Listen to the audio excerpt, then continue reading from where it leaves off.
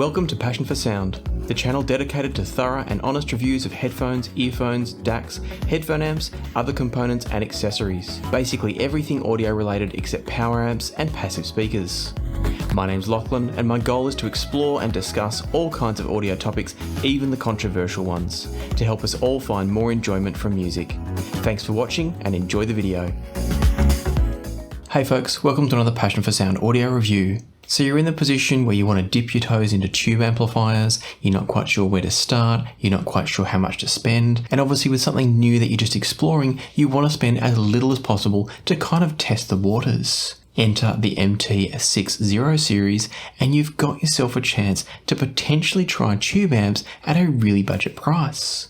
The question of course is, are any of them a good example of a budget tube amp, and do they give you the sort of experience that you're looking for whilst also getting a bit of decent sound quality? That was the question that I had when I realised I had the opportunity to put all three of these in the same review together and explain to you what you're getting at each price level and which one or ones I think are the best bang for buck.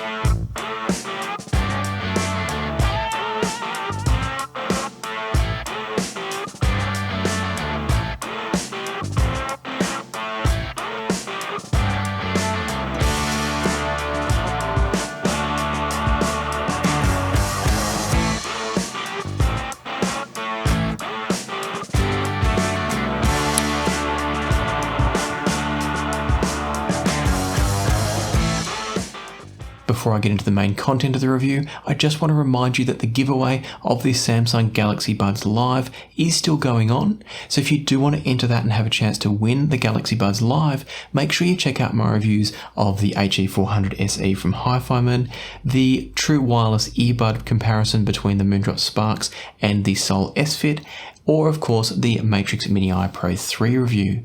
Any of those have all the details and you can enter by commenting on those reviews. The other bit of housekeeping that I wanted to cover off here is to say a huge thank you to the retailers that made this review possible. It was actually a stroke of luck that Hi-Fi Go sent me first the 601, which I've reviewed separately, and then also the 602. Following that, Ayoshida Hi-Fi sent me the MT-604 and it's allowed me to do this roundup.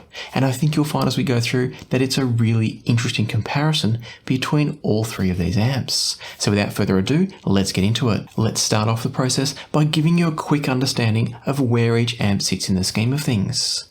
So at the bottom end of the scale price-wise, we've got the MT-601 coming in at $89 US. You then step up $10 US to the MT-602 at $99 US, and then you take a fairly significant leap to $169 US, so a full $70 US more to get the MT-604. No doubt you've already noticed that the MT-604 is balanced, the other two are single-ended, and that does make a significant difference both in terms of cost, because there's double the circuitry, but also in terms of sound, as we'll get to soon. Despite the variations in price, there are some things that these amps share in common, both good and bad. All of them use a hybrid design. That's neither good nor bad, that's just the way it is. So it's a hybrid design, meaning that it's a tube combined with transistors. So the input signal comes from your DAC into these amps. It's then first handled by the tube stage and then transferred over to the transistor stage, where the signal is given sufficient power to drive your headphones. All of these are rated for headphones from 16 ohms all the way through to 600 ohms, and they've all got good levels of power output. I'll go through the specific details for each amp when we get to the individual review part. I want to quickly mention that there's a couple of benefits to using a hybrid design like this. The first of them is that tubes are generally not so good at providing current so much as voltage. That makes tubes really good for high impedance headphones, but often not so good for somewhat challenging low impedance headphones. By adding a transistor into the mix, we get the benefit of being able to handle a wide range of impedances. The other benefit is it means that you can, without having to have some sort of output transformer, you can keep the output impedance relatively low, and that further adds to the versatility of the amplifiers by meaning that they don't have a high output impedance and therefore can run with low impedance headphones. So all of these are a great choice if you want to run anything from a low impedance, say portable type headphone, or maybe a planar magnetic, as long as it's not really difficult to drive like a Susvara, all the way through to your high impedance dynamic driver headphones. So there's lots of versatility thanks to that hybrid design. It does mean that you're getting potentially a little bit less of the tube influence, but there's still plenty to go around, as I'll talk about soon. There are two other commonalities that I do want to address, and sadly, both of them are a little bit negative. The first issue is that in different ways, all of these create variations of pops when using with headphones. And that's really uncomfortable when you get that kind of DC sudden spike pop through your headphones. It can be really off-putting. In the case of the 601, there's no kind of muting circuit built in, and it does mean that you can get a nasty pop when switching the amplifier on or off. With the MT-602, it does have a muting circuit built in, and yet I still hear a really nasty noise when I switch off the amplifier. Switching on is not actually a problem, it's switching off with the 602. And finally with the MT-604, it's probably the least troublesome of all of them, but it does have a slight noise when the circuit kicks in after the tubes have warmed up. So of all of them, the MT-604 for me is the least troublesome, but they've all got slight quirks to them that make them not entirely comfortable. I don't feel like any of them are at risk of damaging or breaking a pair of headphones, but at the same time, it's not an enjoyable experience. That's part of what you get when you spend more money though, is you get a more finessed circuit, and therefore you don't deal with pops and crackles like this. While we're talking pops and crackles, there's also a noise that I've noticed coming through, I think from all of them at different times, and it's this really interesting little kind of discharging buzzy sound. It's almost like something has built up inside the amplifier and then releases when it gets to a certain level of voltage or current. I don't know exactly what's going on, so I might be using the wrong terms there, but what I'm hearing is that every now and again, you just get this kind of little vzz noise that comes through from each of these amps. It's particularly noticeable on occasions where I've stopped the music and for whatever reason haven't switched off the amp and removed my headphones. And so the amplifier's sitting there switched on but with no sound coming through, and then I can really clearly hear this sort of discharge sound come through. It's not painful, it's not bad, but it's just a little bit of noise creeping in that you don't necessarily want to hear, and again is part and parcel of buying a budget headphone amp. You're likely to get little issues with the circuit design from time to time. The other gripe that I've got with these, other than the various noises that I've just mentioned, is that all of them have way too much gain. So in all cases, unless you're driving a particularly difficult headphone, these have got way too much volume to them. So the moment you start moving the headphone dial from its base position at about the 7 o'clock mark, you're going to start getting really loud levels of volume through all but the most difficult headphones by around about 9 o'clock. Combine that with the fact that you've got channel imbalance issues on the 601 and the 602 all the way up to about 8 o'clock, and all of a sudden you've got some issues with all of these in terms of getting usable volume range out of them with all but the most demanding headphones. If you've got a DAC that can act as a preamp, you can address that by having these set to say 50% volume and using your DAC as the volume control, assuming of course that your DAC's doing that with a high level of quality. But having got those common little kind of gripes and foibles out of the way, let's now talk about each of the amplifiers. We're going to start at the base, as you'd expect, with the MT-601. Having reviewed the MT-601 separately, I'm not going to go into a huge amount of depth, and indeed I'm not going to go into huge depth on all of these because there's not a huge amount to say. They're all very simple, and that's a good thing. The MT-601 uses a single input tube, as you can see here, and that's specifically an E88cc or 6N11 tube. The MT-601 produces 200 milliwatts into 32 ohms, which may not sound like a lot, but it's actually plenty to drive headphones like the Sundara, the HD560S, and the DT880 250 ohm. So you're not going to have any problems driving most normal headphones, even with the 200 milliwatts on tap from something like this. To put that in perspective, and also reference again the fact that I find there's too much gain in these amps, the HD560S is already getting too loud from this at about the 9 o'clock mark. So you've got no issues driving the headphones to sufficient volumes. The issue is actually going to be getting enough usable volume range before it gets too loud. In addition to driving your headphones from a 6.3mm socket on the front, it's also got a 3.5mm auxiliary input, and then on the back we've got RCA inputs, RCA outputs, and the power input. Just coming back quickly to the RCA sockets, the input on the back seems to be connected to exactly the same circuit as the input on the front, and one doesn't mute the other. So do be aware of that. They combine inside the amplifier, and therefore you'll need to switch off one before you use the other. Something else to mention is that the output on the back is volume controlled, so the 601 and the 602 as well can run as preamps, meaning you can give a bit of tube flavour through to your headphone amplifier, a power amplifier for your speakers, or active speakers at a pinch. In my experience, outputs from amplifiers like this don't always behave well with active speakers. So do be warned, you might get some hum, some noise, and generally it might not be a great choice for active speakers depending on the speakers you're using. As for providing a bit of tube coloration to a headphone amp or a power amp, it works just fine in that kind of setup. I used it with the Burson Soloist, and it did provide the same sorts of characteristics that I'm about to describe from a general sound quality point of view. It provided the same sort of sound characteristics through the amp that was downchain from the 601 or the 602. And so with that in mind, let's start talking about those sound characteristics.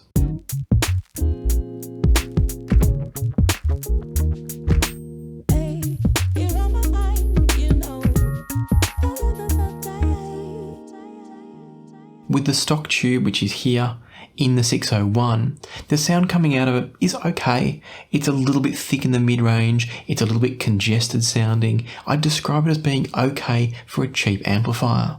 It's certainly not going to compete with more expensive amps, but it's perfectly acceptable if you just want something that's going to be a little bit of fun, got a little bit of richness from the tubes, and you're looking for a different coloration to your sound. The detail retrieval is acceptable for the price, and the bass is okay, but it's not quite as tight or as extended as I might have wanted it to be. So as I covered off in my separate review of the 601, it's a decent enough amp, but with the stock tube, it doesn't set the world on fire. The good news is you can buy a tube like the one I've got in there for around about 20 to 30 bucks. What I'm using is a new production JJ Electric E88cc. So it's nothing exotic, it's nothing fancy, it's basically the cheapest new production tube I could find to put in to the 601. And the results were quite significant. I was listening to Mind Reader by Silverchair using the HD560S when I did this comparison, and the change was quite dramatic when I went from the stock tube to the aftermarket tube. Specifically what changed was that detail and separation in the sound was much improved.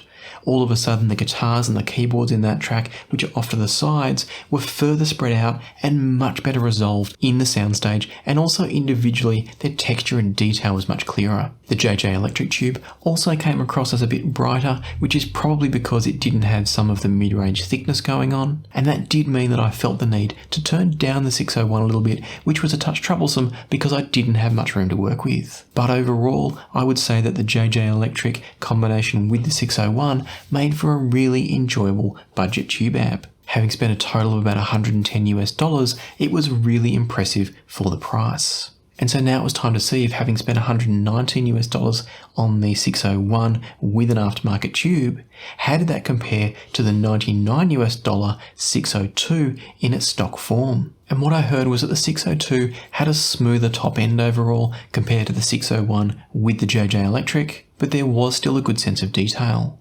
By the way, I'm going to come back around in a moment and tell you more about the 602, but I just want to talk about the sound while it's fresh. The bass from the 602 was tighter and more extended, but there was a slight reduction in the sense of detail and resolution, but it came with an addition of an extra bit of warmth and richness and euphony in the mid-range that I think made the 602 in some ways preferable tonally. Part of that mid-range richness and emphasis means that vocals are kind of brought more into focus by the 602 compared to the 601 with the JJ tube. And so it's about different colorations and different tastes as opposed to which one was clearly better. For pure detail retrieval, the 601 with the JJ tube probably takes the edge. For that tubey kind of mid-rangey flavour, then I think the 602 has a slight margin. The 602 is definitely better than the stock 601, and by that I mean with the stock tube. And so in that regard, I'd probably say the 602 is the choice if you want that tubey sound. But if you want something that has the tube but doesn't necessarily get too thick, the 601 with something like the JJ tube might be the preference. And so having explained the differences sonically, let me now tell you the differences physically with the 602. It's a very, very similar amp in many ways. It's got exactly the same form factor, it's got the same input option on the front, but it does give you a 3.5mm out in addition to the 6.3mm out. Now, none of these are particularly good for driving IEMs because that gain level just makes them pretty crazy. Because of that, I don't really recommend them for IEM users, and I have to be honest, I haven't tested them for IEM usage. These are way too gainy in my opinion for IEMs, and unless you're going to set it up with a DAC and pull heaps of the input volume out using the DAC, these are really not usable for anything that sensitive. Flipping around to the back, what we'll see is that the 602 is identical to the 601. Input, preamp output, and power. It is worth noting, in case you buy both of these, they do use different power supplies. So you've got a 24 volt for the 601 and only a 12 volt for the 602 and the 604. Unlike the 200 milliwatts from the 601, the 602 provides 1300 milliwatts into 32 ohms. So it's got lots more power if you do need a more powerful amplifier, but keep in mind there's that gain issue I spoke about before. In the 602, with the extra power on tap, that becomes extra troublesome. I tried a couple of different headphones with the 602, and if I just got past the point of imbalance that happens at around sort of that 8 to 830 mark, I was already at 90 decibels of output coming from normal volume levels, feeding it from the shit Bifrost DAC. I was already at 90 decibels using a planar like the Virum 1, and if I switched over to the Sundara, that was also pretty high at 78 decibels. So with something like the Virum 1, which is not the most efficient headphone on the market, I was already beyond comfortable listening levels, and I'd only just gotten out of channel imbalance. The Sundara was better, but I was already at my listening levels, so I had no room to wiggle if I got a louder track or if I wanted to listen more quietly. So again, it's a real issue for me that there's both so much power and so much gain combining to make this largely unusable without something attenuating the input signal. Two final points to mention on the 602 is that it runs a lot cooler than the 601. The 601, as I covered in my review of it, runs very, very hot. By the time it's been running a while, it's uncomfortable to touch for more than a second or two. It's nothing dangerous or bad, it's just the way it runs. It's also got heat sinks built in, so it's clearly understood that it's a hotter running circuit. In the 602, there's no heat sinks built in, and it runs very cool. It gets very, very slightly warm, but in a comfortable to touch kind of way. Another clear difference compared to the 601 is that the tube sockets and the tubes feel a little bit cheaper in the 602 and the 604. In both cases, the pins bend more easily on these tubes and the sockets themselves feel a little bit loose. I don't think there's going to be any problems from them, but they don't fill me with confidence when I'm inserting and removing the tubes. Again, that's just part of buying cheap, hi-fi equipment. You expect there to be areas that they've had to keep costs low. What's good is that they are using seemingly good quality capacitors. They've got both Elna and Rubicon caps in them, so there's been good quality components used where it matters, and then probably some cheaper components where they could get away with it. So at this point for me, we've got two fantastic single-ended tube amps. Before I move on to the 604, I do want to mention the tube situation in terms of tube rolling.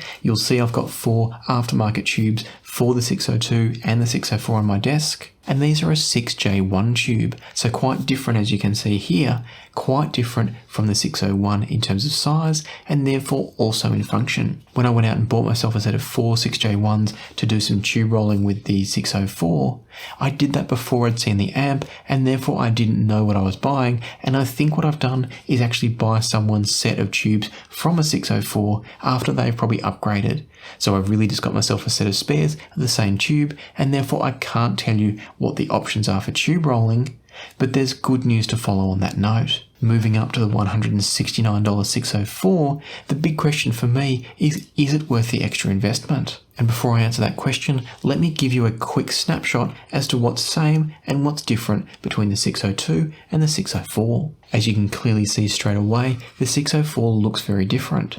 And essentially what you've got here is 2 602 circuits bolted together with one circuit handling left and one circuit handling right. I'm going to start by talking about the back panel here and show you that all we've got here is a pair of XLR inputs and a power socket and switch. So the 604 will not run as a preamp, and I think that's completely fine because I don't really see these as a great choice of preamp. There's nothing wrong with them, but it's not a key feature in my mind. Where the key feature is these driving headphones. And so let's look at the front now so I can explain a few little quirks about the 604 in that regard. On the front of the 604, we've got a 4.4mm Pentacon balanced output, we've got a 4-pin XLR balanced output, and we've got a 4.4mm Pentacon input. Once again, like the other two, the inputs are exactly the same wiring circuit, and therefore you either use one or the other, but you can't switch between them. It's fine to use both with different devices, you just need to make sure you switch off one when using the other. The other really obvious thing when you look at the front of the 604 is we've got twin volume controls here, and that's both a good thing and a bad thing for the 604. The reason it's been done is that unless you buy a matched set of 4 tubes, you're going to end up potentially with tubes producing slightly different output levels. So the idea of getting around that is that you've got 2 choices. You've either got to bias the amplifier every time you change the tubes, and that would normally mean opening up the amp and adjusting little screws to get the voltage outputs just right. That also means you need a multimeter and you need to know what you're doing. To combat that, what xDuoo have decided to do, and I'm guessing it's a much cheaper solution as well, is they've just put twin volume controls. And so all you're doing is you're going to adjust the volumes by ear, or if you really want to get it exact, you might have to use some sort of measurement device. And so you're going to adjust it until you're getting matched volumes on each channel, and therefore the sound is centered in your image in your head. Now on one hand that's great because it means you don't have to worry about matching your tubes. On the other hand, it's really annoying because every time you want to adjust the volume, you have to adjust both channels. Of course, if you're running a DAC, that's going to be also your volume control. You can set this once, make sure you get it right, and then forevermore use your DAC to control it. And I think that's kind of how I would use the 604, because the twin volume control system is a real hassle if you have to adjust volume regularly. Bringing it all back to a single DAC volume is a great way to handle it. Also, once again, with too much gain and too much volume, it's extra beneficial now that we set this to an equal level, say around about 50% on each volume, adjusted for differences in the tubes, and then feed it with your DAC. Once you do that, I've got some really good news, and that is that I find the 604 to be about the most fun I've heard for under $170 US. The reason I'm capping it below the 200 mark is that something like the shit Asgard kicks in at $199 US, and therefore it starts to become questionable whether I'd choose this or the Asgard. But focusing back onto the 604 for a moment, it is absolutely fantastic. It's a fun, engaging, and punchy listen. In order to compare the 604 with the 602, I switched over to the Sundaras because I could use a balanced cable for those, and I want to flag again that even with the Sundaras that are a little bit difficult to drive, I was hitting my normal listening levels by 8 o'clock on the dials of the 604. So I can't stress enough, the gain levels from these are absolutely ludicrous. It's a huge flaw in a range that is otherwise absolutely fantastic for the price. Once we bypass the gain issues with external volume though, let me tell you about what you hear between the 602 and the 604. The track I was using for this particular test was Such a Night by Dr. John from the Trippin' Live album. It's not a great recording, but being a live recording, it's got a nice sense of space and ambience in the sound. Jumping between the two, you can immediately tell that they're very similar amplifiers. They've got tonal characteristics that are obviously the same because you've got the same tubes in both, you've got essentially the same circuits doubled up in the 604 compared to the 602, and therefore you're getting a very similar sonic experience. But there are some notable differences. The 602 sound a little bit tighter and more focused to me, whereas the 604 somehow became a little bit more euphonic, and it also provided a wider and more separated soundstage. The sound from the 604 was just effortlessly enjoyable and fun. This is a toe-tapping, fun kind of amplifier. Not that the 602 isn't, but the fun dial gets turned up to 11 with the 604, whereas maybe it's at an 8 or a 9 with the 602. If you can see, the numbers all go to 11. Look, right across the board.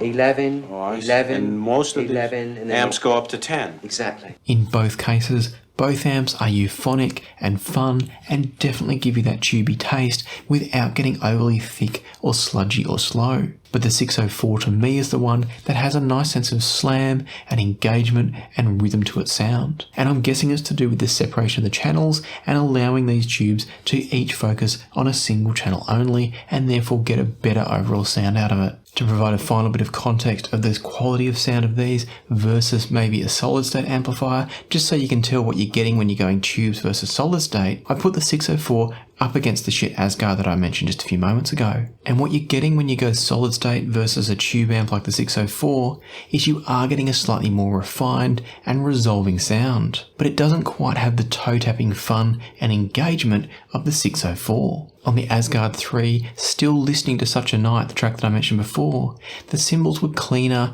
and more extended on the Asgard, but the instruments and vocals had a kind of organic weight to them with the 604 that was just thoroughly enjoyable. To me, the 604 is about the most fun you can have with a pair of headphones and a sub $200 amplifier. I think it's absolutely great fun. And realistically, all of the 6.0 range from xDuoo are also great choices. So to bring things to a conclusion, if you're looking to dabble and play in the world of tube amps, any three of these would be a great choice. In my experience hunting around, the 601 offers really good availability of tubes and you only need to buy one. So unless you need massive amounts of power, it's a nice starting point to be able to spend that much less and then put some extra money towards tubes to experience tube rolling. The 602 and the 604 do offer a slightly better sound quality coming straight out of the box, but in my hunting around, the options for tubes were a little bit harder to find, and therefore I'm happy to say that these sound pretty good out of the box, and I don't think they're in as much need of tube rolling as the 601 is. Between the 602 and the 604, I think my personal preference would be towards the 604. So as kind of a final conclusion, and I'm not going to try and say which of these is best or worst, I really like the 601 with an aftermarket tube added to it, and I really like the 604 if you're in a position where you can run balanced. Again, keep in mind, you probably need some kind of external volume control or attenuation of the input signal, but if you can manage that, all of these represent fantastic amplifiers. If any of those sound good to you, I'll put links through to Hi-Fi Go for the 601 and 602 and Ayashita Hi-Fi for the 604 to say thank you to them for sending me out the review units. Again, there's no affiliates or kickbacks there, it's just a thank you. As always, if you found the review useful, I'd love it if you'd hit subscribe, hit the like button, leave a comment, maybe share it on social media or your favourite hi-fi forum. Other than that, that's all for now, so I'll leave you to the music and I'll see you next time here on Passion for Sound.